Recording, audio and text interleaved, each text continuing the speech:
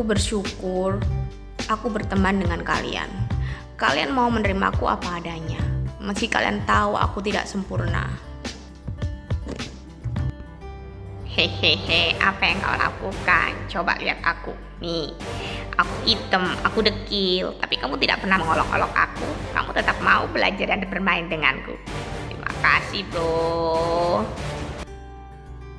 Melihat kalian berdua, aku jadi ingat apa yang diajarkan Bu Guru, bahwa kita harus berteman dengan siapa saja asalkan dia memberikan dampak positif bagi kita. Kalau dia memberikan dampak yang negatif, kita boleh menghindarinya. Kita bisa belajar dan bermain bersama-sama. Nah, oke. Hari ini kita akan belajar apa ya? Sepertinya hari ini kita akan mempelajari tentang sumber daya yang ada di ASEAN. Wow, bukannya itu sudah pernah kita pelajari sebelumnya? Iya, tapi itu tentang sumber daya. Jadi ini fokusnya ke sumber daya yang ada di ASEAN. Oke, ayo persiapan yuk. Kita mau siap-siap belajar. Semangat ya. Sip, yoi bro. Wilayah Asia Tenggara kaya akan berbagai sumber daya alam. Sumber daya alam tersebut tersebar di berbagai negara, baik sumber daya alam yang dapat diperbarui maupun sumber daya alam yang tidak dapat diperbarui. Tanah merupakan sumber daya alam yang dapat diperbarui. Tanah dibagi menjadi dua, yaitu tanah vulkanis, yaitu dari letusan gunung berapi. Yang kedua adalah tanah aluvial yang berasal dari endapan aliran air sungai. Tanah di kawasan Asia Tenggara sangatlah subur, sehingga banyak dimanfaatkan untuk pertanian, tanaman pangan, serta tanaman perdagangan. Tanaman pangan utamanya adalah padi. Padi ditanam di seluruh Asia Tenggara kecuali Singapura. Tanaman perdagangan utama di kawasan Asia Tenggara adalah karet dan kelapa sawit.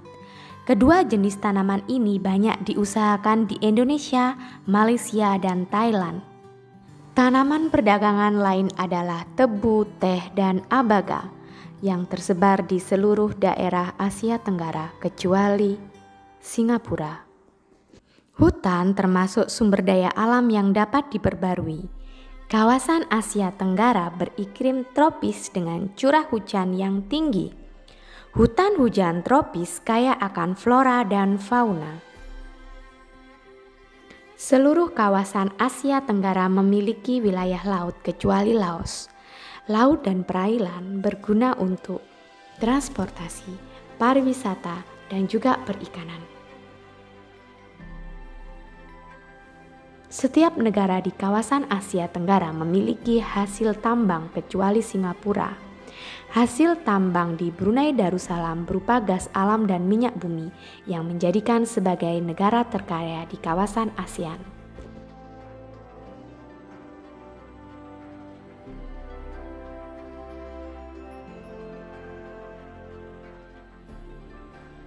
Setiap negara tidak mungkin memenuhi kebutuhan sendiri barang atau jasanya. Oleh sebab itu diadakanlah kegiatan ekspor dan impor. Ekspor adalah kegiatan menjual barang atau jasa ke negara lain. Sementara impor adalah kegiatan membeli barang atau jasa dari negara lain. Tujuan kegiatan ekspor dan impor adalah memenuhi kebutuhan dalam negeri, mendorong peningkatan produktivitas hasil produksi, memperluas lapangan pekerjaan, dan menambah devisa negara. Oleh sebab itu, kerjasama ekspor dan impor antara anggota ASEAN tetap harus dijalankan karena memiliki tujuan yang sangat besar untuk kestabilitasan ekonomi di kawasan Asia Tenggara. Yeay, waktunya kita istirahat. Iya, pelan-pelan dong, ya gitu dong, pelan-pelan.